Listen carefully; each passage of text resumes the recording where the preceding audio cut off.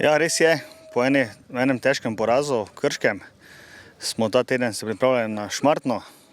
Smo se kar dobro pripravili, vendar spet te standardne situacije, ki nas ta spomladanski del zelo tepejo. Smo dobili 2 gola iz praktično nevelikih, sploh ne šans gostov.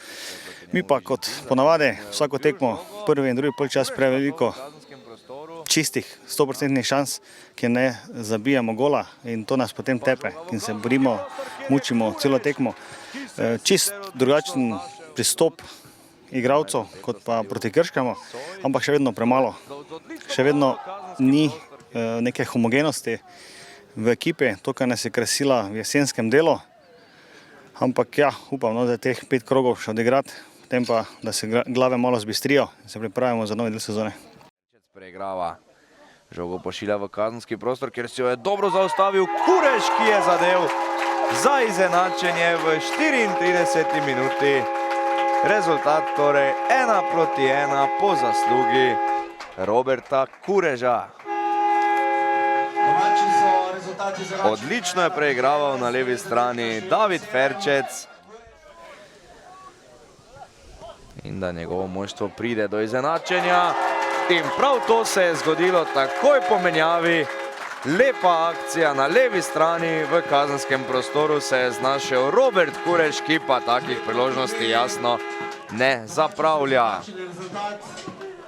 57. minuta torej in 17. gol v sezoni Roberta Kureža. Enostavno je imel preveč prostora v kazenskem prostoru. Cesar poda na desno stran. To je bil dober sprejem in gol! Izvrstna akcija zdaj. Nogometašev Vidma. Do zadetka pa mislim, da je tam na desni strani prišel nogometaš, ki je prej vstopil v igro. Ja, zdaj izkupiček je bil v redu, pozitiven. Vsaka točka nam je pomembna, seveda bi lahko pridobili več.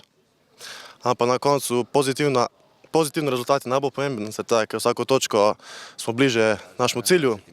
Zdaj bilo je polno preobratov.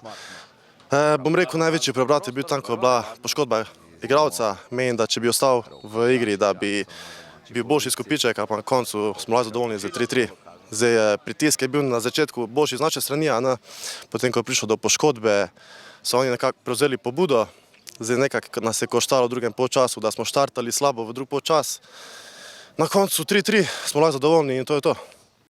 Za Darka Pranjiča, da izvede 11 metrovko in mirno je Pranjič premagal Denisa Zajca. Zajc v eno stran, žoga v drugo. In v 12. minuti 1:0 rezultat v prid gostov iz Šmartnega.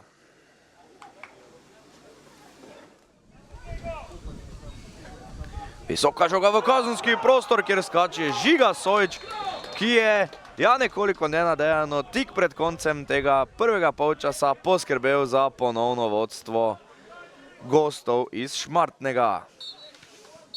Dobro je bil izveden tale kot, lepa poda v sredino in pa nebeški skok gostniškega dodatka prvega polčasa. Tokrat Pranjič sicer slabšo podajo in na to je žogo v gol poslal Semin Omerovič. Ja, vendarle je uspelo točno to, kaj sem del pred izvedbo tega kota. Ponovili so vajo vijoličasti in poskrbeli za izenačenje, kljub temu, da se je še nekaj trenutkov nazaj zdelo, da smo bližje povišanju vodstva.